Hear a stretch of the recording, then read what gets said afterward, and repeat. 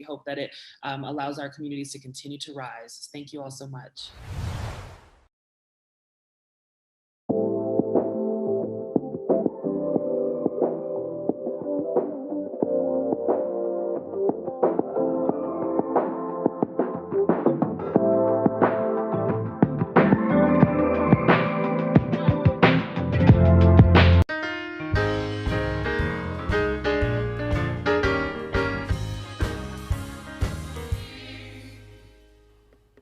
Grace and peace to all of you, beloved. Thank you for being a part of Fox Soul Sunday. It's my absolute pleasure and a delight to greet you today as we will have what I believe will be a most important conversation.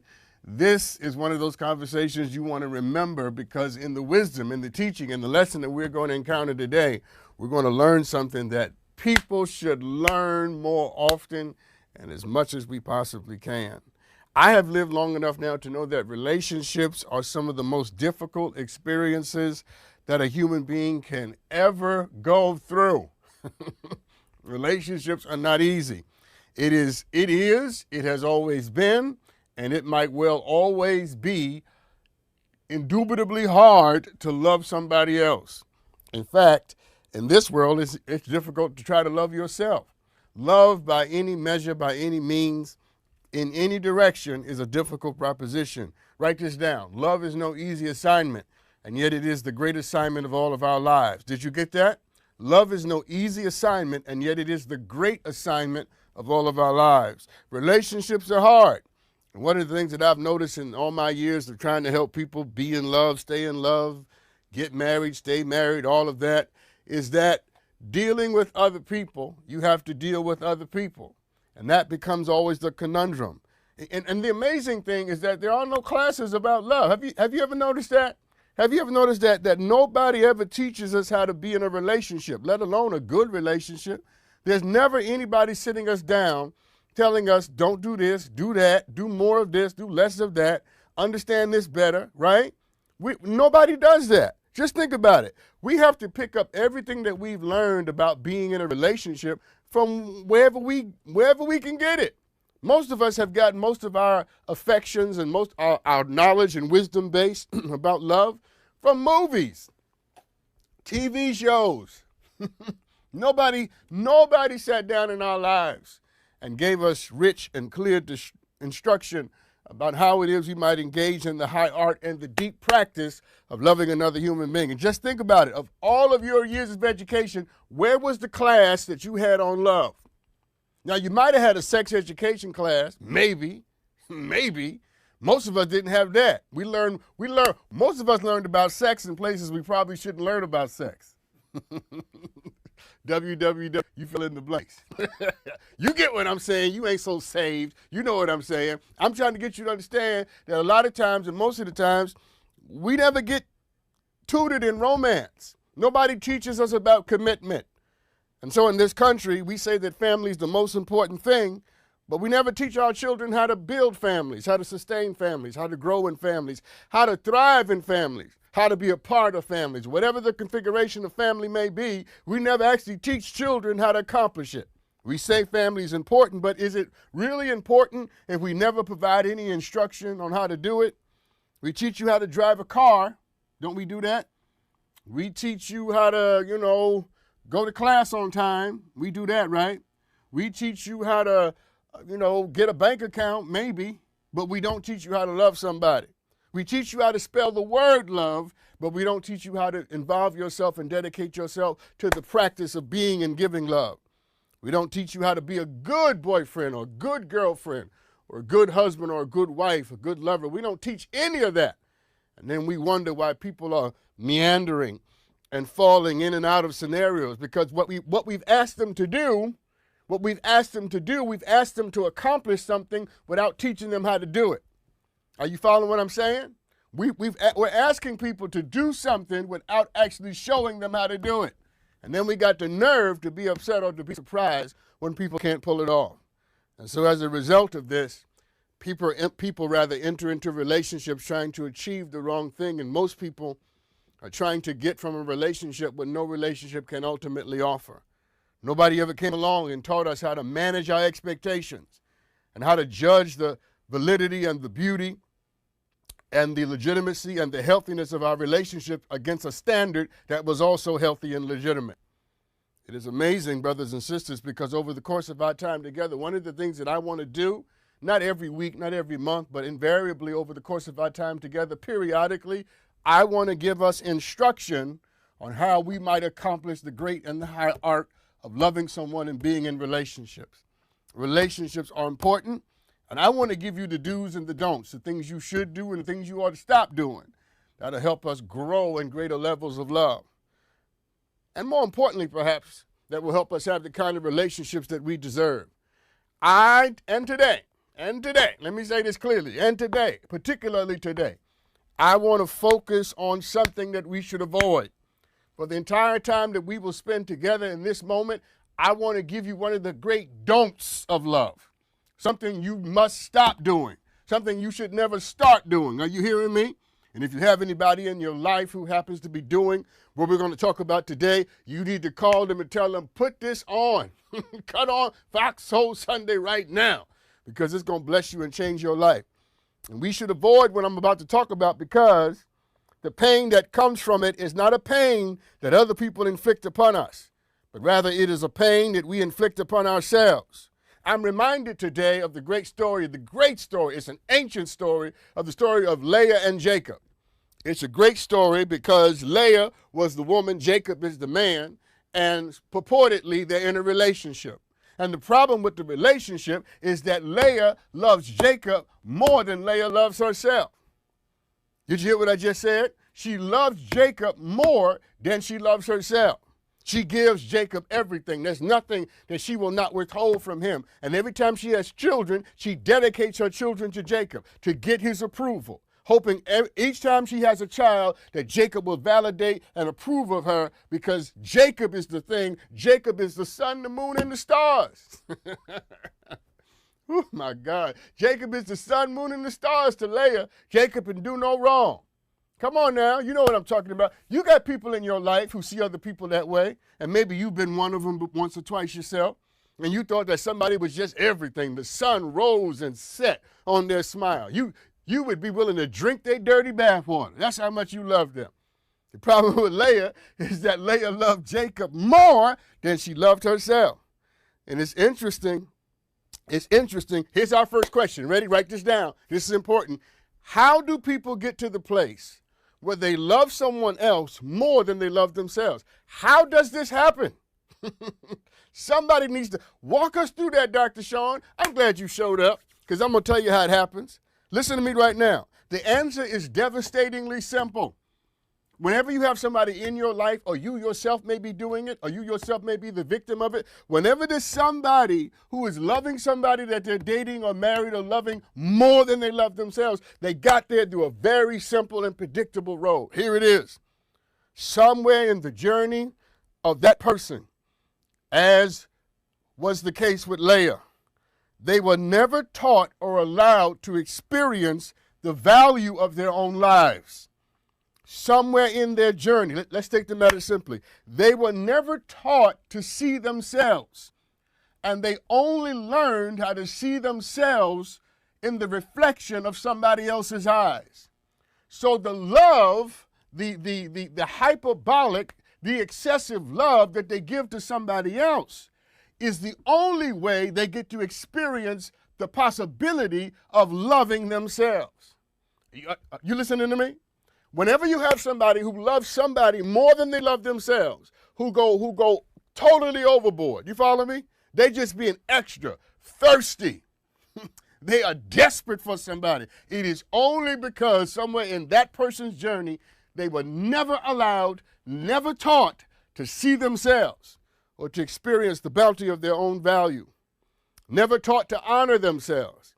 Never taught to view themselves in the totality and in the tonnage, in the heft, and in the gravitas that every human being enjoys. Nobody allowed them to experience the best of who they were, so that they would know that there's something about them that's worthy of the love, equal to the love that they are giving to someone else. And it's interesting, brothers and sisters, because people who love other people more than they love themselves have no sense of their own value. They have a diminished sense of their value, and they are committed to devastating and traumatic consequences simply because loving someone else excessively is the only way they get to experience the love they wish they had for themselves. It is interesting because this now, listen to me, this is the connection between an outer experience and an inner life. When your outer experiences are a certain way, it creates a particular kind of inner life. It's the connection between feelings and experiences. You following me? And these two things go together.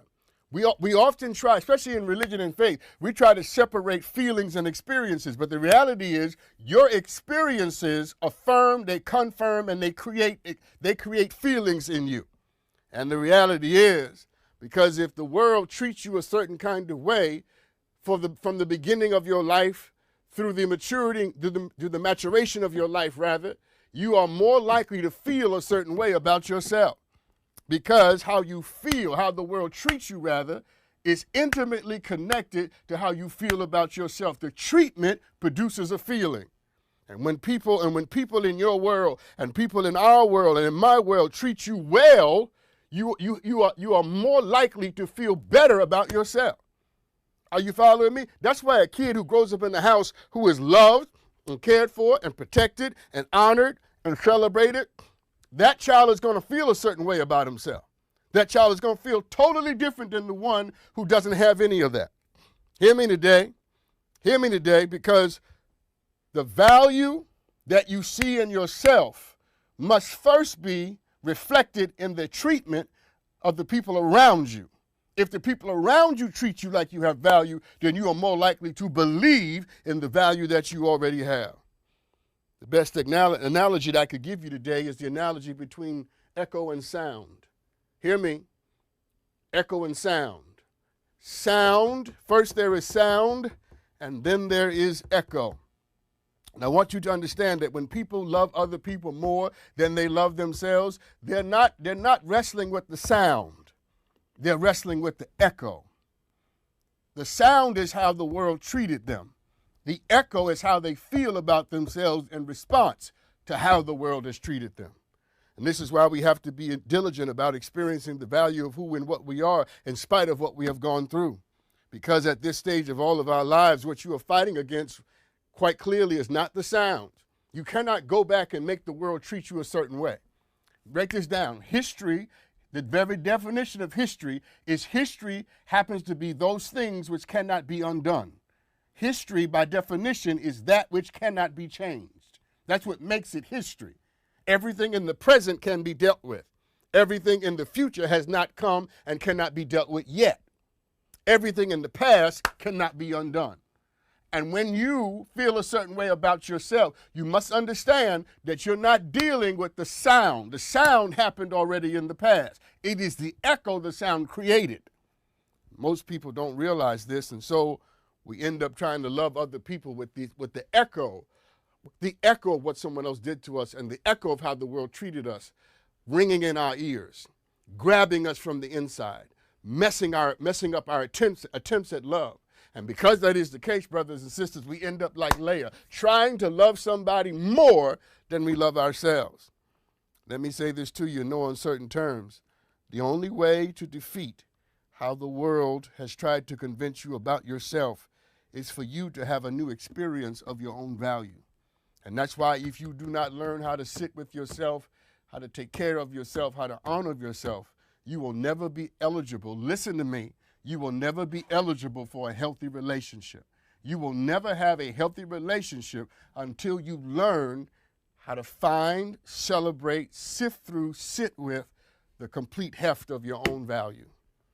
And so, in a word, in a phrase, I'll say it simply.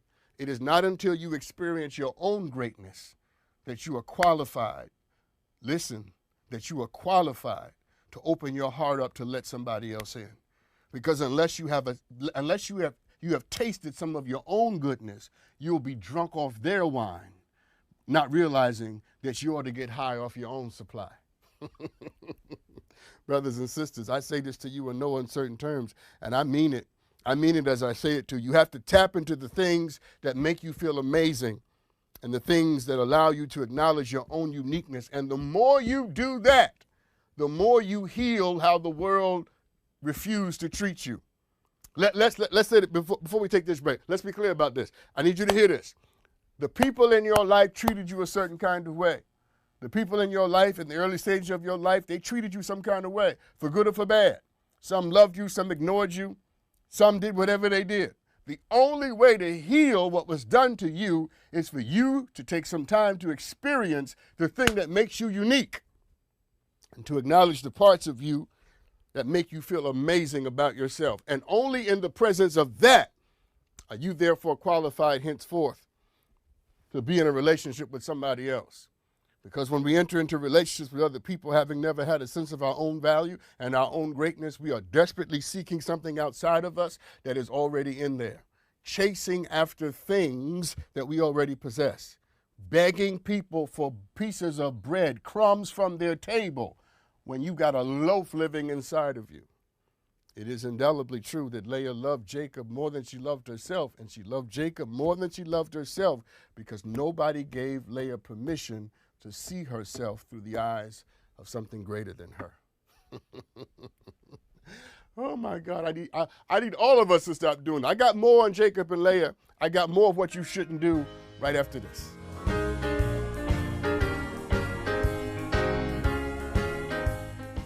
Hey y'all, at 8 o'clock at the new time, I can go to the bar when I get off of work tonight. TGIF. You probably just woke up though, right? Right. Get out my business, Claudia. Damn. Wednesdays and Fridays, 8 p.m. Eastern, 5 p.m. Pacific. How do you like the new time?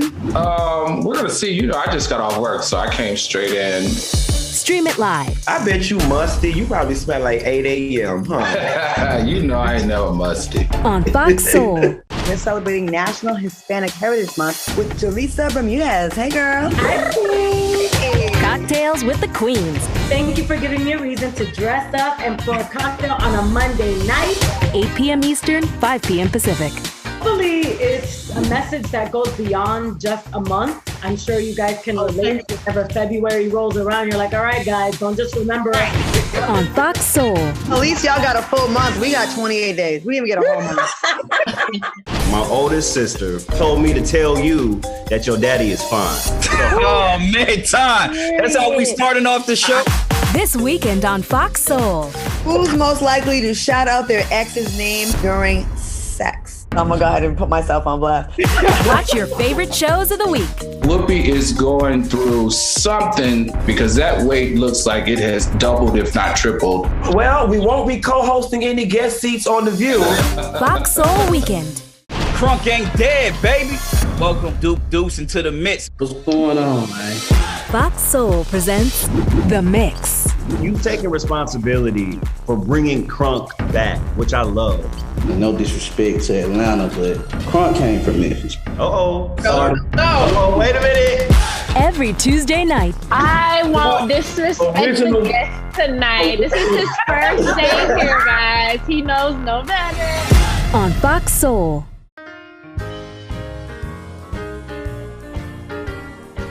Welcome back, everybody. I want today for all of us to really understand and know in certain terms. And let's go back to the story of Leah and Jacob, because that's going to be our premise. That's going to be the thing that gives us our greatest instruction. And I told you before the break that Leah loved Jacob more than she loved herself. And a part of the reason people allow themselves to love somebody else more than they love themselves is because they never experienced their own value. But let's go deeper into that. Listen to me. The story says that Leah loved Jacob more than she loved herself because Leah was not particularly attractive. At least that's what the story says. The story quite simply says that Leah was ugly. She was not a beautiful woman. As the story goes, here's what the story says directly. Leah was unloved. Can you imagine that? Can you imagine walking through your life and being who you are and you have never been loved? You have never, not one day in your life, has anybody ever told you you were beautiful? Nobody has ever acknowledged the glory of your presence. Leah never had anybody tell her that she was needed, that she was wanted rather, that she was desired. She only ever felt needed. She never felt like she was the one that someone wanted to be with because they simply wanted to be with her. She was never desired. She was never wanted. She never felt attractive. And then here comes Jacob in the midst of all of that. Jacob enters into this story and he finds a woman who has never felt beautiful, never felt loved. And what happens when you never get to experience that for yourself or about yourself, you turn those emotions and you turn that attention to somebody else, even if they don't deserve it. I wonder today, have you ever had a season in your life, a time in your life when you didn't feel particularly desired, when you didn't feel wanted, when you didn't feel like you were somebody's choice or somebody's selection? Let me tell you this. There are way too many people who, in lieu of being desired and instead of being wanted, build relationships on being needed. On being needed. And so this is how it happens. And so when you can't feel desired and you don't feel wanted, you settle for being needed. And so you give and you give and you give and you sacrifice and you give and you take and you cross your boundaries and you destroy your own borders. You sacrifice more. You give everything that you have, hoping that maybe at some point the person who only needs you will one day want you too. It is a melancholy truth, because what happens is, and listen, we all know people who do this. What happens is people will give and then they run back to Jacob and say, do you love me now? Huh? I paid your phone bill. Do you love me now? I accepted your cheating. Can you love me now? Just think about how crazy that is. Huh? I pay your rent. Do you love me now? Huh? Trying to get, and it is a perpetual cycle of trying to do more to convince someone not just to need you, but to want you too. And that's what Leah did.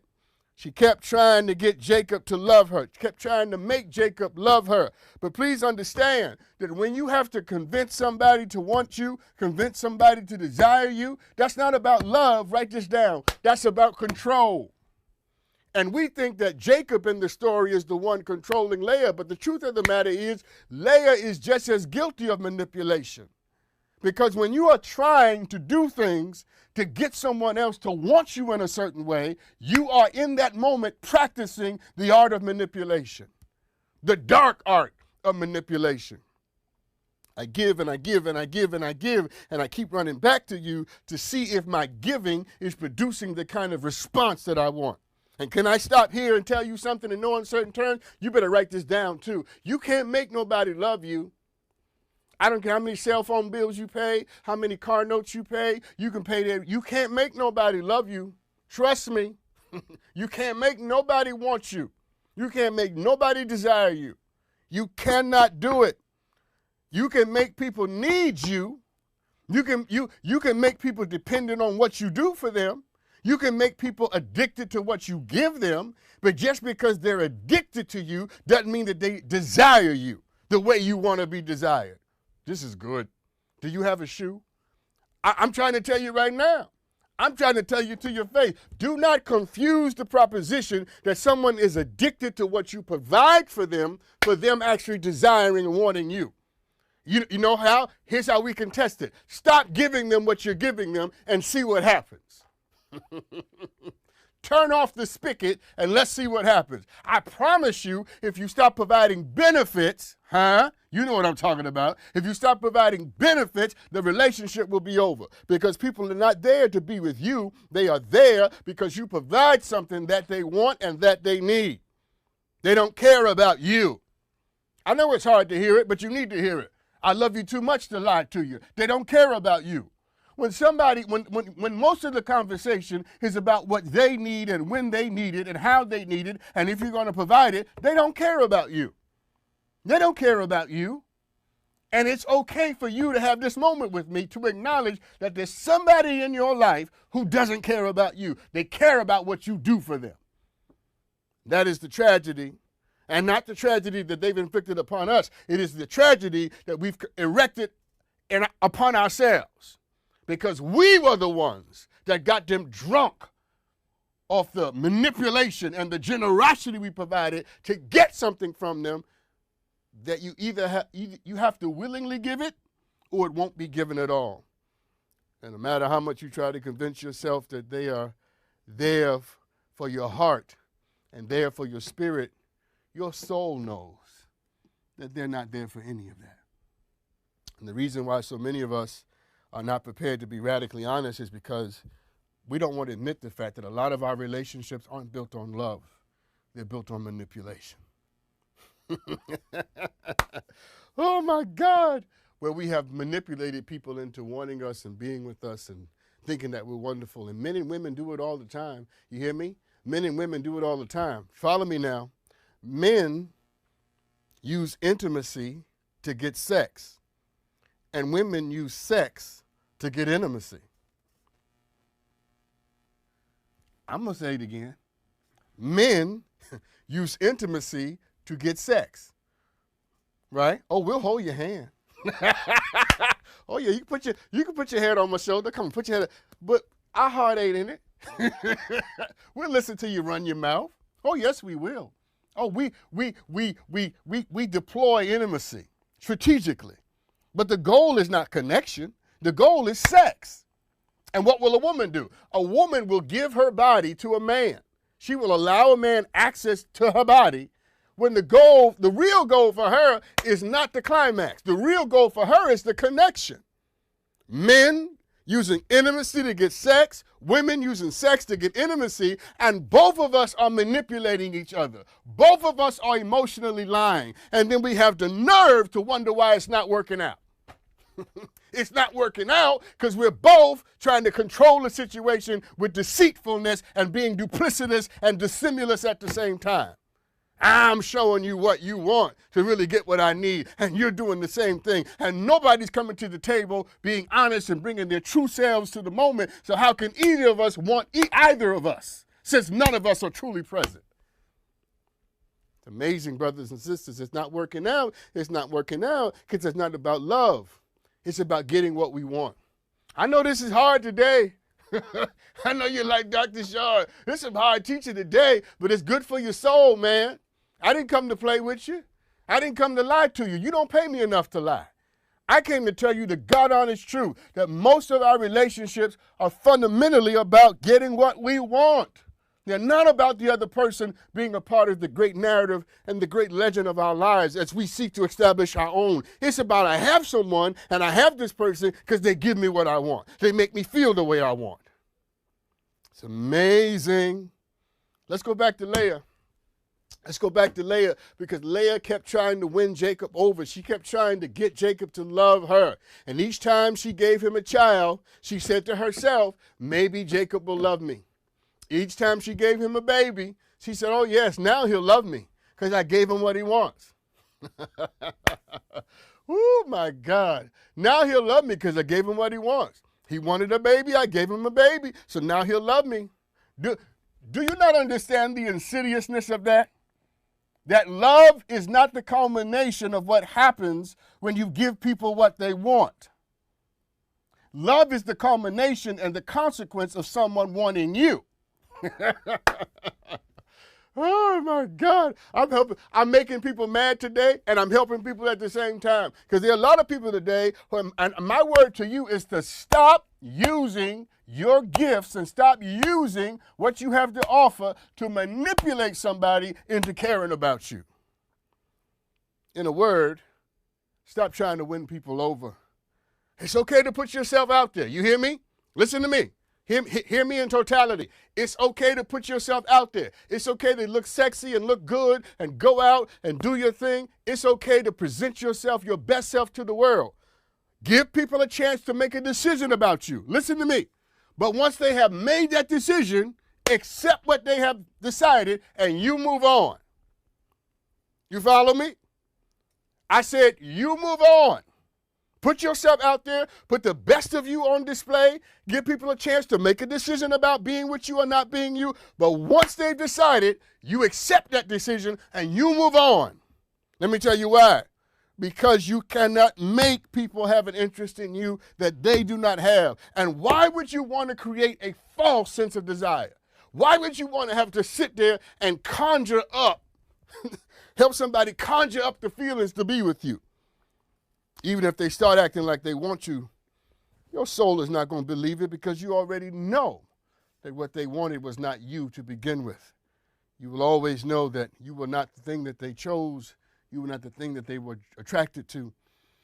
I'm telling you to your face that some of the best things that ever happened to you is when people decided to choose somebody else. Did you hear what I just said? I'm going to prove it when we come back after this break. That some of the best things that ever happened to you is when people told you no. We'll be right back right after this.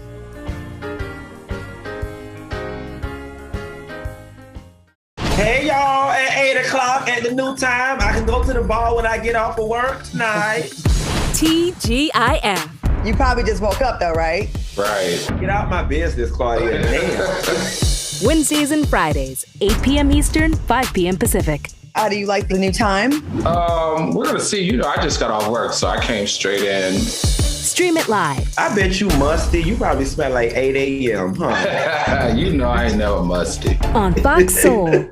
My oldest sister told me to tell you that your daddy is fine.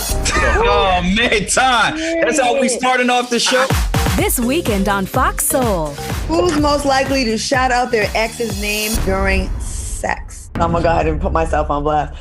Watch your favorite shows of the week. Whoopi is going through something because that weight looks like it has doubled, if not tripled. Well, we won't be co-hosting any guest seats on The View. Fox Soul Weekend. You know, a lot of people say when you're going somewhere, you don't want to look back.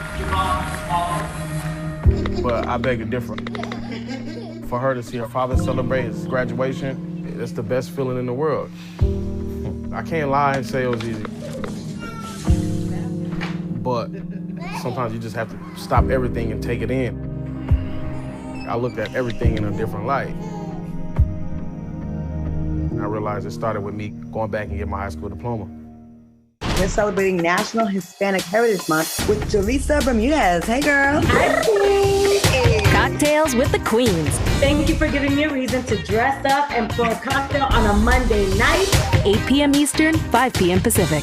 Hopefully, it's a message that goes beyond just a month. I'm sure you guys can relate. Whenever February rolls around, you're like, all right, guys, don't just remember it. On Fox Soul. At least y'all got a full month. We got 28 days. We didn't even get a whole month.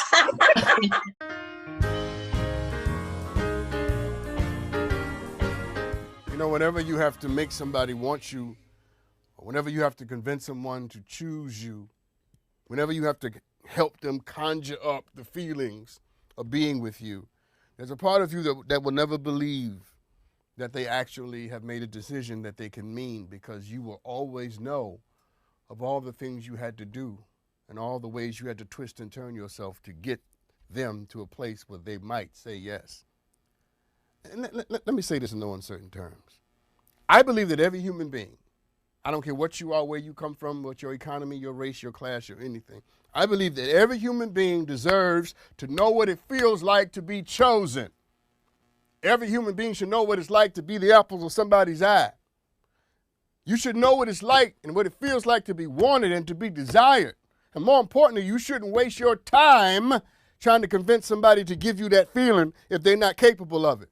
When people tell you that they're not capable of something or capable of something, and they show you that they're not capable of it, your challenge is to believe them and to be very clear about the fact that I don't want you doing things that I know and you know that you're not capable of doing. And just like Leah, hear me, just like Leah, too many of us are wasting time trying to convince Jacob to love us when there's somebody else out there who would choose you at the drop of a hat. Why in the world are we trying to get someone who won't give us the attention, won't text you back, won't call you back, won't be committed, won't be honest, trying to get just one person to give you what they're clearly not capable of, wasting time when there are so many more people out there who would give you the best of what they have to offer because they want to give it to you, and they give it to you at the drop of a hat. Why is it that we always want the people who don't want us? And we're never attracted to the people who think we're beautiful. Teach, Dr. Sean. What sick metastasization of the mind and the spirit have we come into where we are drawn to people who don't want us at all? And we skip over the people who look at us as if we are the sun, the moon, and the stars, and everything in the middle and in between. Can I give you some advice today? Stop wasting time. Teach Dr. Sean. Stop wasting time. Stop wasting time with people. Stop wasting time with people who don't have it. Stop wasting time with people who can't give it to you. Stop wasting time with people who prove in their track record. They've proven their character or the lack thereof. Stop wasting time. You could have been married with 3 kids already. You could have had a marriage, 3 kids, a white picket fence, and a big house already. But you wasting time with somebody because you got a type. Can I say this real quick? I come against every type. Your type is what's getting you in trouble. What would you do if the love that you needed came, and it came in a form that was outside of your type? What if the love you really needed was not your type? What would you do then? There are too many people out here chasing their type, addicted to some personification of what they want. But the problem is you picked up that personification when you were 15 years old. You got your type when you were 13. You're 30 now. Still trying to get your type. Huh? That might not even be your type anymore, but you won't give yourself permission to interrogate yourself. That's why Socrates said an unexamined life is not worth living. I come against every type, chasing after a type. A type is going to get you broke. A type is going to get your heart torn in pieces. Huh? You like them tall. You like them light-skinned. You like them thin. You like a big butt. Huh? You got your type. And I'm trying to tell you that love doesn't care about your type. The love that you need may show up in a form and in a way that is in contradiction to your so-called type. But what would you do if you found the love you needed, but it came in a form that you would reject? How would you handle it then? Would you be so addicted to your 18-year-old fantasy? Addicted to your 17-year-old fantasy? Huh? Addicted to your adolescent wet dream? You heard me, I said it. Addicted to your adolescent wet dream that you will not give yourself permission to receive the mature and the adult love that's waiting to come to you, chasing after Jacob. Let me just say this clearly. Nobody's that cute. Ain't nobody that sexy. Ain't nobody that fine. You follow what I'm saying? Ain't nobody that perfect that they deserve to be chased after at the expense of your own life and your own future. But that's what Leah was doing. Chasing after Jacob invariably. Chasing after Jacob. And let me say this to you in no uncertain terms. This may shock you. It might amaze you. But whenever you are chasing after somebody who doesn't want you, who is clear about the fact that they can't handle, they can't manage, they can't be responsible for what you're trying to give them, then that chase is not about love. It's about ego. Whenever you are chasing somebody, desperate for somebody, that is about ego.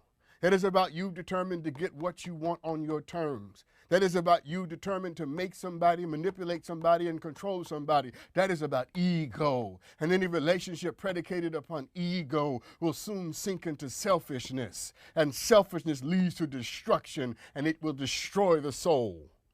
Please understand me in no uncertain terms today. Please understand me in no uncertain terms today that the moment you are able to allow people to manifest, show up in your life, choose for themselves, decide for themselves. If they choose to stay, great. If they choose to leave, that's great too. Huh? If they choose you, wonderful. If they don't choose you, absolutely okay. Because you understand that your life does not rise and fall. Your sun does not rise and set on their smile. And let's talk about Jacob for a second. You still with me? Let's talk about Jacob for a second. Because when Jacob tells you that he doesn't want you, when Jacob tells you he doesn't want you or doesn't need you or not attracted to you, instead of you assaulting yourself, you might want to take a closer look at Jacob. Oh my God, I wish I had a shoe. When Jacob tells you he don't want you, you might want to take a closer look at Jacob, because we automatically assume in rejection that we are the problem. We automatically assume in rejection that there's something wrong with us. But what if somebody doesn't want you because there's something wrong with them? Are you following what I'm saying to you? Look at Jacob. Jacob doesn't want Leah walking around and acting as if he is in a moral position to choose anybody. Jacob should be glad somebody's trying to choose him. Let's take a break, because when I come back, we're going to deconstruct Jacob. I'm about to set somebody free, because you've been looking at Jacob like he's Jesus, and he's not. Let's take a break.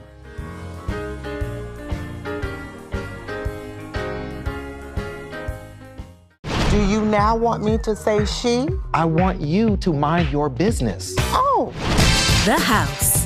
I don't want people looking at me and making judgment. You're judging I didn't judge you. I'm trying to understand why you got a whole mustache and a beard and a wig on. So why do you have to wonder that? What does that have to do with me? Dinner is served every Friday night. What I saw today was you making an effort to expand your current awareness. Oh. That's beautiful.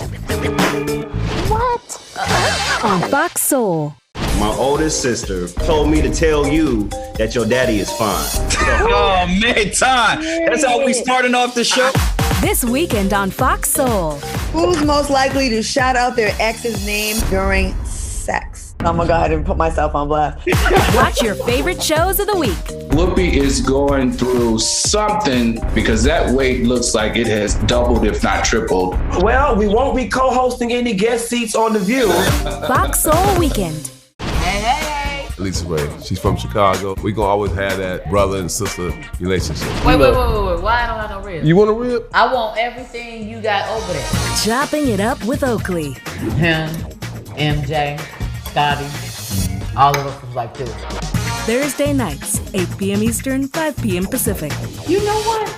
You knew how to cook back in Chicago. Well, that's the big thing in my heart, watching people eat my food and enjoy it. And now we're chopping it up with Oakley. There you go. When I was growing up, my mom was extremely tidy. We were trained to put things back where we got them from. One day, when I walked into my mom's house, I felt like I walked to someone else's house. There was stuff everywhere. And just growing up the way I grew up and to see this transition was very alarming. When Sean talked to me, it was a wake-up call, and that's when I went to the doctor.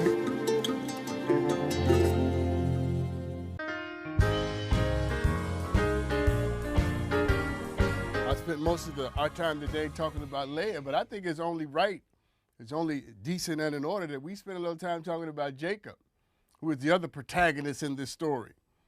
Leah loved Jacob more than she loved herself, and Jacob did not love her back because Leah was not attractive to him. Let's talk about Jacob for a second. And let's talk about the fact that, first of all, when anybody stands in the middle of your life and tells you that they don't want you, just based upon the pride you ought to have in yourself, your first reaction ought to be to let them go. And if that's not your first reaction, it's because something is damaged in you. Teach Dr. Sean. If your first reaction to rejection isn't get the hell out, then there's something damaged in you. When Jacob says he wants to go, what you ought to do is open the door. Huh? Never be the one that's so committed to keeping somebody because you don't want to be by yourself that you will trap somebody and hold them hostage in a situation that they don't want to be in. How can you be holding somebody hostage emotionally and think that's going to work out for your good? Huh? It's not going to work out for your good because, wait for it, they don't want to be there. Please understand, brothers and sisters, when Jacob tells you that he don't want you, that's the right time for you to look at Jacob and tell him, I don't want you either. Because I don't want nobody who don't want me back. Oh my God, if I could pray any prayer over your life and get that prayer to burrow down into your soul and then to plant seeds that would create a harvest, the one prayer that I would pray over you right now is, dear God, let my brother, let my sister get to the place where they don't want nobody who don't want them back. That the moment somebody tells you that they're not interested in you, all the feelings drop out the window. You are done immediately because you know that you don't ever want to be with somebody who doesn't want to be with you. Not just because it's disrespectful to yourself, which it is. Let me say that again. Not just because it's disrespectful to yourself, which it is, but because you know it's a devastating experience to spend the next 5 years of your life trying to convince somebody to do something that they told you 5 years ago that they didn't want to do. And how many people in your life are in marriages and relationships with people who told them initially, I don't want to do this? And they spent 5 years convincing somebody, now they're 10 years into the marriage and it's not working out. It's not a surprise. The truth was there when we started. One of the most horrific and awful experiences that we can possibly imagine and live through is the experience of being with someone who doesn't want to be with you. And let me tell you something about that experience, because that experience will kill your soul. It will destroy the best of you. It will consume your gifts. It will turn your mind into a cacophony of thoughts that don't agree. It will do things to you. It will assault you in ways that you cannot imagine. To wake up every single day of your life and have to roll over and look at somebody who you know in the truth of your heart doesn't want to be with you.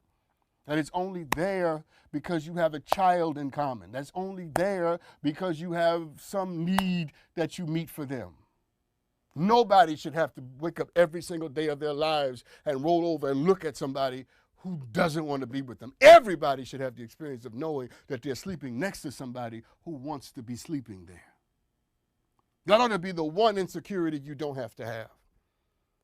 Can I tell you something? In no uncertain terms, the people who allow this to happen, they may be dying every day, but they're not being murdered, because it's not murder, it's suicide. It's suicide. It's emotional, psychological, spiritual suicide. All of us today have to admit that on some level we do it all the time. We do it all the time, trying to prove ourselves by trying to make someone conjure something for us. My advice to you today on no uncertain terms is to stop it. It's to stop it, Leah. Stop it. The first time he says he doesn't want you, that's okay. The first time Jacob isn't interested, that's okay. Because the truth of the matter is, it's not Leah who should be wanting Jacob. It's really Jacob who should be wanting Leah. Let's talk about Leah. Let's talk about Jacob, rather. Can we talk about Jacob, honestly? Let's talk about Jacob. You see, the temptation for Leah is to think that because she's not attractive, and because she's not beautiful, and because she's not light-skinned, or because she's not dark-skinned, or because she doesn't have long hair, or because she doesn't have natural hair, or because she doesn't have big lips, or because she doesn't have whatever Jacob wants her to have, that Jacob doesn't choose her because there's something wrong with her.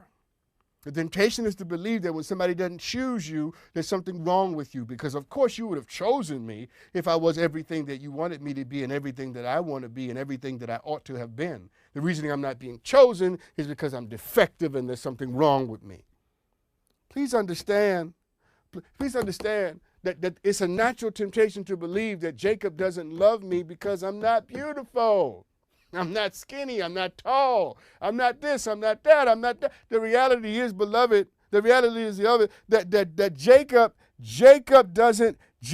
doesn't love you because Jacob brought his own crazy to the table. How the story goes. The story tells us that Jacob didn't love Leah because Leah was ugly, but the story also tells us that when Jacob met Leah, he was a liar, he was a manipulator, and he was a thief when he got there. You missed your shout. Let's try it again.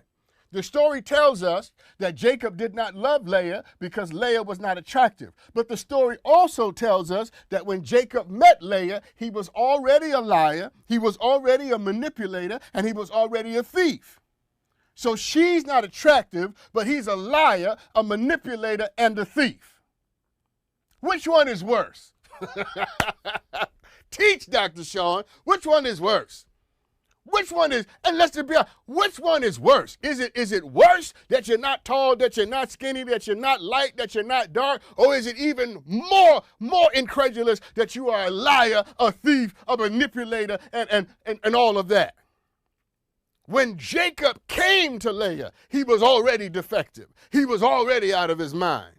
Leah is trying to convince somebody to love her who will never be able to love her because he can't get past himself.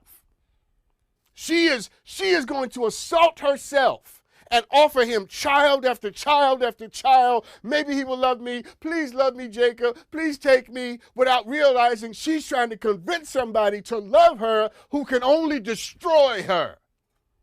He's not capable of love. He's a liar, he's a manipulator, and he's a thief. We better take a break so we can all throw our shoe while the break is going on. I'm trying to tell you something. Jacob is crazier than you think he is. Let's take a break.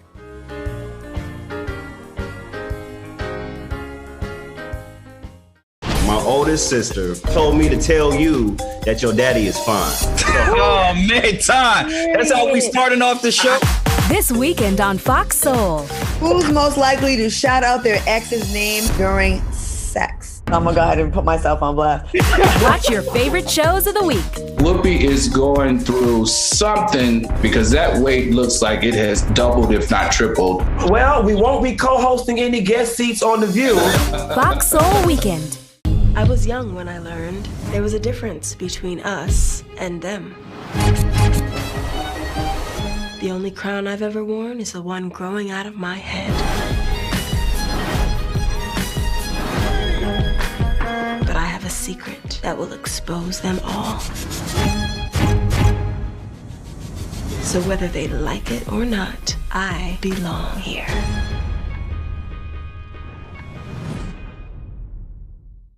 One in 3 adults has pre-diabetes. That means it could be you, your favorite brother, your other brother, yes. You, your football buddy, your football buddy, you, your plumber, Breathe right into your foot. your plumber's masseuse, Yes.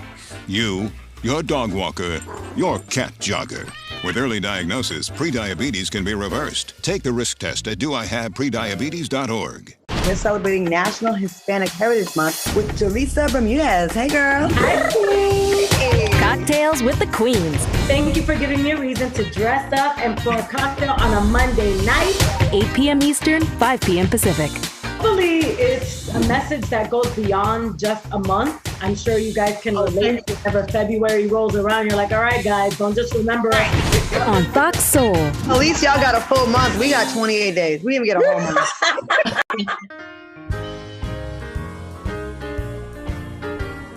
Welcome back, everybody. We're talking about Leah and Jacob, and when we left off, we were deconstructing Jacob. We've told the story of Leah long enough. Before we sign off today, we got to deconstruct Jacob. And let me say that, because I said this during the break. If you're a man listening and watching this, you may not be Jacob. You may actually be Leah. And if you're a woman listening and watching this, you may not be Leah. You may be Jacob. Don't get caught up in the maleness of the thing or the femininity of the thing. I'm giving you archetypes. I'm giving you kinds of people and assigning them names and assigning them gender. But don't get caught up in that, because there are a whole lot of men who happen to be Leah, and there are a whole lot of women who happen to be Jacob. Are you following me? Please understand today, let's deconstruct Jacob some more, because Jacob was a liar, a thief, and a manipulator when he met Leah. Here is Leah trying to convince somebody to love her who is wrapped in his own issues, drowning in his own narcissism. Huh? This may be the most important thing that I say today. I want you to hear it, and I want you to write it down. Not every rejection you experience is about something being wrong with you. I'm going to wait. I'm going to wait for you to jump. Not every experience of rejection is about something being wrong with you. Sometimes people reject you because there's something wrong with them. Huh? Sometimes people don't choose you because they don't understand.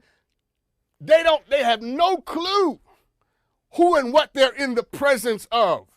And when you are low character, of low integrity, a liar, a thief, a manipulator, you won't be attracted to somebody with virtue. Huh? Is hate attracted to love? Is darkness attracted to light? Is evil attracted to goodness? No. My mama used to say, water seeks its own level. You hear what I'm saying to you? That you are attracted to exactly what you are. And some of the reason why people are not able to choose you is because you are diametrically opposed to who they fundamentally are. Sometimes rejection is the greatest compliment somebody can give you. I'm going to wait for the shoe. You ought to throw your shoe right now. Sometimes somebody telling you no is the best thing they could ever say to you. Because if that kind of person chose you, there's something wrong with you. Jacob did not choose her. Sometimes, write this down, rejection is a form of protection. Sometimes life and love and God will protect you from people who would destroy you if they got their claws into you. And the only way to protect you is to compel them, to make them, to convince them to say no. Sometimes someone saying no to you is God's way of protecting you from the things that were trying to destroy you that you didn't even know were trying to kill you. Huh? You saw tall, dark, and handsome. You saw thick and sexy, but you didn't see their craziness. You didn't see their manipulation. You didn't know who they really were. You didn't know they were psychotic, sadistic, narcissistic, irredeemably selfish. Do you know how many women have been protected from being with abusers because they represented something that the abuser was not attracted to? You ought to be glad a serial killer ain't attracted to you. You ought to be glad that a serial liar is not attracted to you. And anytime somebody rejects you, you ought to take it as there's got to be something wrong with you. Give me a shoe. Every time somebody says no to you, when you know your gifts and your abilities and what you bring to the table and how great you are in the economy of the higher things, every time somebody is not attracted to your highness, it's because they are operating at a low level. And you ought to be glad when low people say no to you. Huh? Hear me today? In fact, when people tell you no, no, I don't want to date you. No, I don't want to dance. No, I don't want to go to the movies with you. No, I don't want to have dinner. No, I don't want to start over. No, I don't want to try again. You ought to thank them. You ought to pull out your phone and say, you know what? I just want to thank you for keeping me from doing something really stupid. Because in my desperation, in my narcissism, in my own brokenness, I was about to sentence myself to a life of chasing after somebody that's not worthy to be chased. Thank you. And if you don't want to say all of that, just text them and just say thank you. Thank you for not choosing me. There are moments in my life, this show about to be over, but they're getting good now. There are moments in my life, there are people in my life, there are jobs that fired me that I need to really dig the number out and just tell them thank you. Thank you for getting rid of me. Thank you for telling me no. Thank you for not hiring me. Because if you had hired me, I'd be stuck there. I'd be doing things I didn't want to do, and I wouldn't be doing what I love doing right now. I want to thank you for saying no to me. Huh? You remember when you were in high school and you wanted to date that certain boy or that certain girl, huh? And it didn't work out for you, and then one of your friends got with them? And they hooked up and did whatever they did. And now 20 years later, 10 years later, 5 years later, you see that person with that other person and they both look busted and disgusted and you're glad it didn't work out. I'm going to let you throw your shoe. Throw it across the room. I'm telling you, rejection is a form of protection. You got to trust God. You got to trust life. You got to trust love. And you got to trust everything greater than you to know that what's for you is for you. And when it's yours, it won't say no. When it's yours, you won't have to chase it. It will be chasing after you. And every time it does say no, it acts like it doesn't want you, you ought to simply say, you know what? Write this down, write this down, write this down. You ought to tell it, number one, thank you for being clear. Oh, God, I really could just walk off. You ought to tell people, thank you for being clear. Number two, thank you for not wasting my time. Number three, thank you for protecting me from your issues. Every time someone tells you no, three things you ought to say to yourself. Thank you for being clear. Thank you for not wasting my time. And thank you for protecting me from your demons. Because your no is not an indictment of me. Your no is a protection of what's about to come out of me. My God. It's interesting, brothers and sisters, because I know it's hard to see rejection as a positive thing when you've been through a lot. But you need to learn how to see it for what it really is. Let me end with this. My friend tells this story of a $100 bill. If I had a $100 bill, I don't have any money on me right now, but if I had a $100 bill and I crumpled up it in my hand and I slammed it down on this podium and I picked it up and I threw it on the floor and I stepped on it and I picked it back up, guess what it would still be? It would still be $100. It would have been crushed and crumbled and stomped on, but still worth $100. And that's my final word to you. Don't you forget your value because of what you've been through. Don't you forget your value because people crushed you under their feet. Come on, Leah. Jacob said no, but God is saying yes. Jacob said no, but life is saying yes. Jacob said no, but your future is saying yes. And let that yes be greater than his no.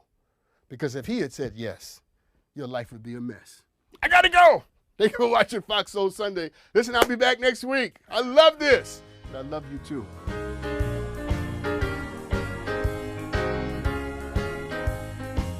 When the storm of life is raging, stand by me. Stand by me.